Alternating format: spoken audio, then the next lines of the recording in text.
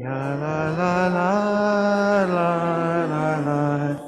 La la la la la la la.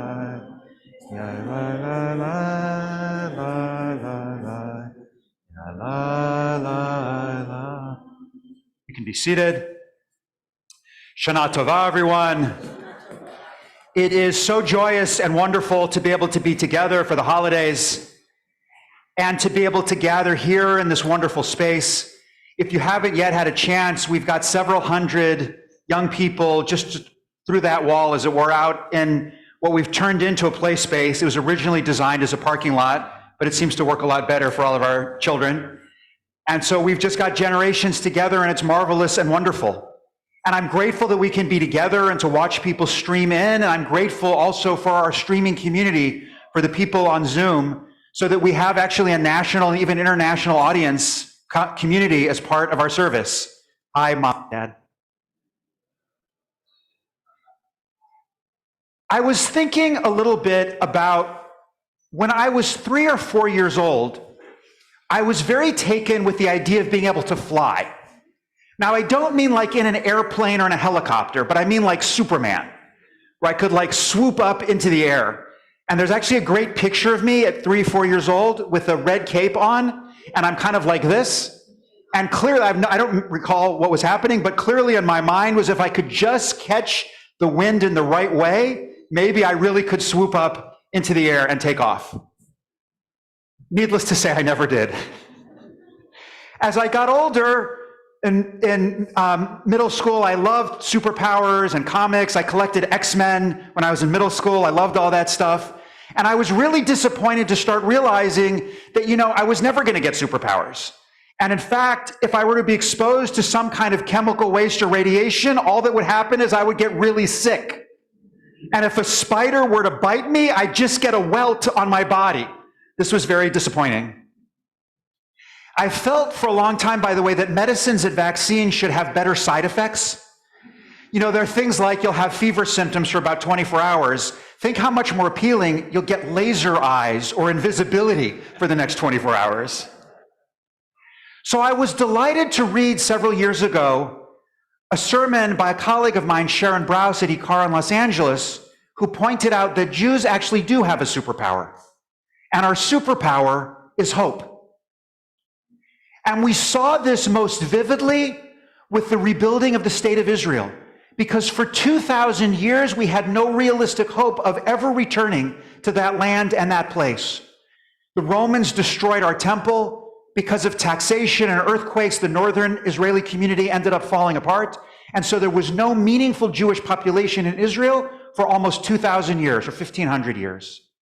And throughout all that time, the rabbis said, we are going to keep hoping against hope. And they embedded it into our prayer book. They put it on every page of the Talmud to remind us, even though in this moment we can't do it, we keep hoping against hope that one day we will go back to the land of Israel. And this inspired someone, Naftali Herz-Ember, in the 1880s to write a poem that became a song that some of you will know. Kol od balevav pinima. Right? As long as in the Jewish heart within, a Jewish soul still yearns, and onward towards the confines of the East, an eye still gazes towards Zion, our hope is not yet lost, the hope of 2,000 years. He wrote, with no realistic chance of restoring the land of Israel, something inspired him to write this poem and put that hope into new words. And then a very assimilated Jew, Theodor Herzl, was covering the Dreyfus affair as a journalist. Now, Herzl grew up in an Austrian family. His connection to Judaism was relatively thin. He did not observe Shabbat. He did not study Talmud as a young man. He knew very little of Judaism and Jewish roots. Something changed in him in covering the Dreyfus affair in France, that notorious anti-Semitic trial, and he decided that it was time to take that hope that had managed to lodge itself in every Jewish heart, even his, and create an active political Zionism. And that Zionism, that hope, remained in the Jewish soul, even in other dark places. There was a young man in Russia named Anatoly Sharansky, who was a brilliant young man. He was a champion chess player. He was also a student of physics and worked for a while in a government lab. And he wanted to escape the persecution and totalitarianism of the Soviet regime. And his thought was to go to the land of his people, even though the Soviets had tried to stamp out his connection to Judaism and in some ways had succeeded. His fantasy was to go to the land of his people. So he put in a formal request. It was rejected. And they told him, not only are we rejecting your request, if you don't withdraw it, you will go to the gulag. You will be sent to prison. He said, I refuse to withdraw my hope and my request. And he spent 9 years in the Soviet prison system, separated from his family, his wife, and his loved ones, never giving up on the hope of being able to return to the land of our people. He was given multiple opportunities to recant, and every time he insisted, I will only accept immigration papers. And finally, after all those years, under pressure from the United States, among others, he was freed, and he made his way to the land of Israel. He changed his first name, by the way, to Natan. This is Natan Sharansky, of whom I'm speaking. And because the gulag, I guess, wasn't enough for him, he then entered Israeli government. And he jokes, actually, that the refuseniks reversed the normal order of things. First, they went to prison, and then they went into government. Sharansky, while he was in prison, developed a wonderful humanitarian quality. He saw that the gulag system oppressed everyone equally, and it awakened in his heart a hope in humanity and a desire to speak out against oppression wherever it was found. And so what fueled Sharansky all those years and continues to fuel him in a lifetime of service is a hope both in the right of the Jewish people to have their own place and a sense of humanitarian impulse, a connection to all of sacred humanity and suffering that he experiences everywhere. That hope has powered him over decades of suffering and service because he is a Jewish person and our superpower is hope. You know, every superhero has their origin story, and we are no different. Rosh Hashanah in some ways commemorates and remembers the moment at Sinai when we received the Torah, when we became a people. But shortly thereafter, as Moses was up on the mountain conversing with God and receiving the words of the covenant, the people began to lose faith, and they built a golden calf. And so Moses, as he walked down from the mountain, encountered a people celebrating in awful ways, dancing around this idol. And it broke his heart for a moment. The stones slipped out of his arms and crashed against the ground, and he fell onto the ground himself. Rabbi Aaron Potok writes, whether he, meaning Moses, actively chose to give up hope or passively couldn't hold on to hope any longer, the result is the same. There he sat at the foot of the mountain, surrounded by shattered tablets and shattered dreams. But he was Moses, and he remembered that his superpower was hope. And so he stood up again, he restored order, and he told the people, I'm going to go up the mountain, and ulai, perhaps God will forgive. Because hope is not a certainty. Rabbi Sachs teaches us that optimism is in many ways a foolish and easy belief to hold. It's simply the belief that things will get better on their own, and it requires no courage. But hope is a cultivated virtue, and it takes courage to look at the world as it is and imagine the world as it can be, and to say, I hope that I can be part of God's instrument in bringing that world into being. And so Moses rediscovered his hope. He went back up the mountain and indeed returned with new tablets that we as his disciples and descendants have carried with us everywhere we have gone throughout the world for generations and centuries and millennia. Because we are Jews, and our superpower is hope. There's a psalm that we recite this time of year, and it's a psalm of hope. And it has a strange phrasing in it at the very end. The last verse says, Kaveh el Adonai, hope in God, chazak v'yametz libecha, be strong and of good courage. And then it repeats, Kaveh el Adonai. And according to the Midrash, according to the Talmud, the repetition of hope in God is a reminder that we need to hope and hope again. And if we turn towards God and our prayer isn't answered, that doesn't mean we should be silent, but it means we need to turn back in hope once again towards the Holy One. We hope and we hope again because we are Jews and our superpower is hope. You know, several years ago, I was coming home from a synagogue event. I don't remember what it was I was returning from, but I got home about, 9:30, 9:40. And I suppose to my parents' amusement that I always used to make fun of them for going to bed at 10 o'clock, that was getting close to my bedtime. So I was tired. And my cell phone rang, and there was a parent on the phone saying, "Rabbi, we need you at the hospital. Please, can you come right now?" So I turned my car around, I drove over to Lucille Packard, and what I found was both beautiful and heartbreaking. Beautiful because I saw a family across generations gathered together giving strength to one another. And heartbreaking because this 3-week-old child, this girl that had been thriving, suddenly had gone into massive organ failure. Her body just wasn't working. And the nurses and doctors were trying everything they could do, and they didn't seem able to figure out what was wrong or how they could fix it. And so we all held hands, and we offered up prayer after prayer of healing, hoping against hope that a miracle would happen. But it didn't. And the nurse came in, and she had been crying. And she said to the mother and the father of this baby, to their parents, siblings, "I'm so sorry. We weren't able to save your daughter. She died just a few moments ago." And the mother said, I don't know where this came from in her heart, she said, "I want to hold my baby one more time." The nurse was taken aback at first, I think. And then she said, "Just give us a minute. We need to prepare her, and then we'll invite you into the room." So these nurses who had been working for hours to try to save this child's life went in and they cleaned her up. They took out the needles and the bandages and the tubes, and they wiped her skin clean of all the marks, and they made her ready and wrapped her up in swaddling clothes so that her parents could hold her one more time. And we walked into that hospital room together, and the mother held her baby one last time, and so did the father and her grandparents. And I remember the grandmother, the mother of the mother, saying to me, there was a kind of double sadness for me.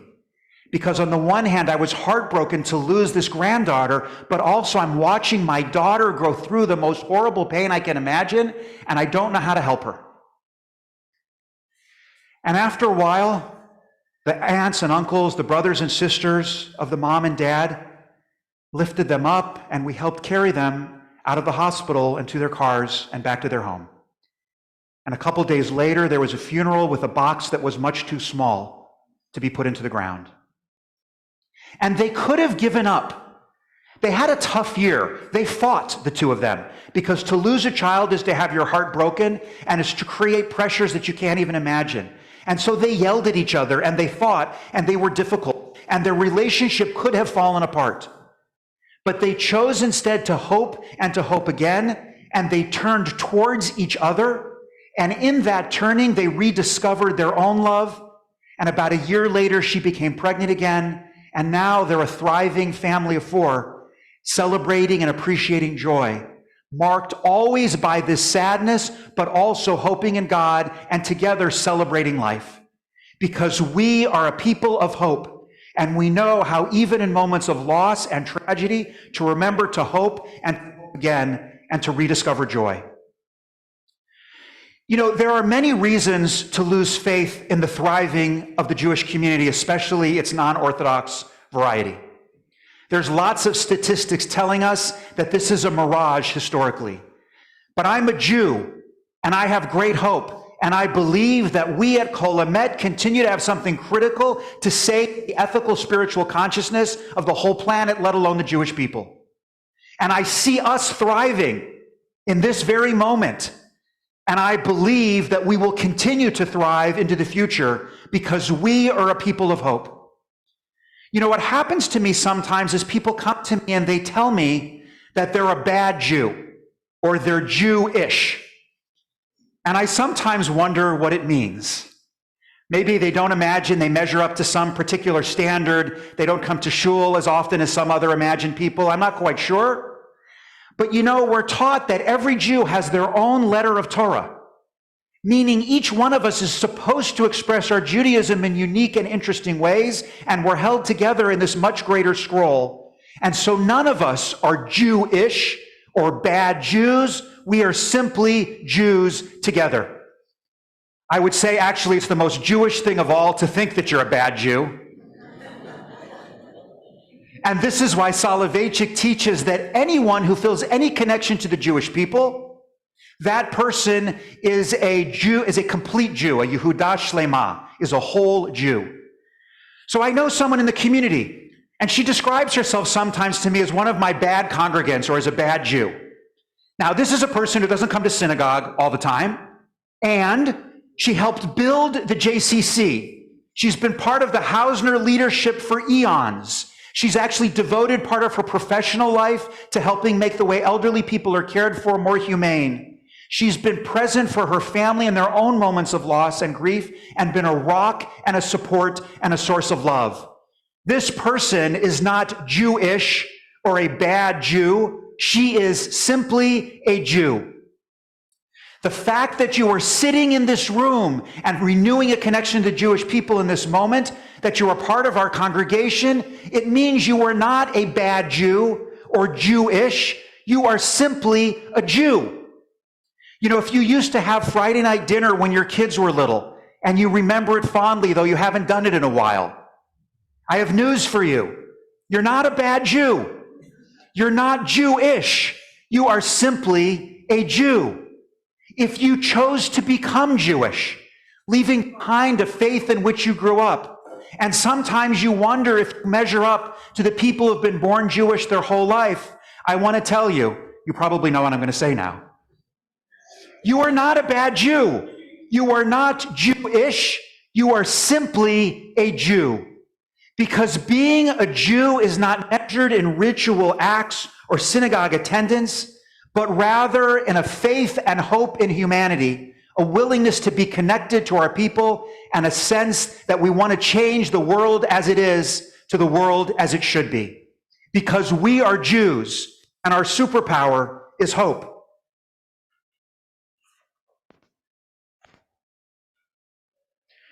We waited 2,000 years to restore the state of Israel, with the whole world telling us it could never be. And now that it's built, it's an amazing thing. You can get on a United flight. There are rumors of an El Al flight, but I'll believe it when I see it. You can get on a United nonstop flight and be in Tel Aviv in just about 15 hours. It's incredible. We can learn about and study about the state of Israel and commit ourselves to fulfilling the dream of what we hope it can be so that it becomes a true promised land, because we are Jews and our superpower is hope. We have all of us experienced moments of loss and difficulty and pain, and we've certainly watched others go through it. We've been in houses of Shiva and watched the community gather together to bring love and comfort and a little bit of food, or a lot of food, into someone's home in a moment of grief. And we've ourselves watched, or ourselves done it, of how we stand up again even after loss. That we remember the values of our loved one and what they wanted us to do in the world, and that they hoped for us to experience joy, to live fully. And so in memory of them, we get up and we re-engage the world and we build and we dedicate ourselves to their memory, because we are Jews and our superpower is hope. We are Jews and people who love Jews together. This synagogue is filled also with people who don't think of themselves as Jews. They are people rather who love Jews, who support Jewish community and Jewish families. It is unimaginable, even 3 decades ago, that this could have happened. And it is an amazing experience that we have built connections and friendships and loving relationships beyond the boundaries of the Jewish community, because we are a people of hope. We are Jews, and our superpower is hope. We never give up. We hope and we hope again until we indeed can build a heaven on earth. And though that day seems as if it will never come, still we continue our best efforts and try, because, my friends, we are Jews and our superpower is hope. Shana Tova.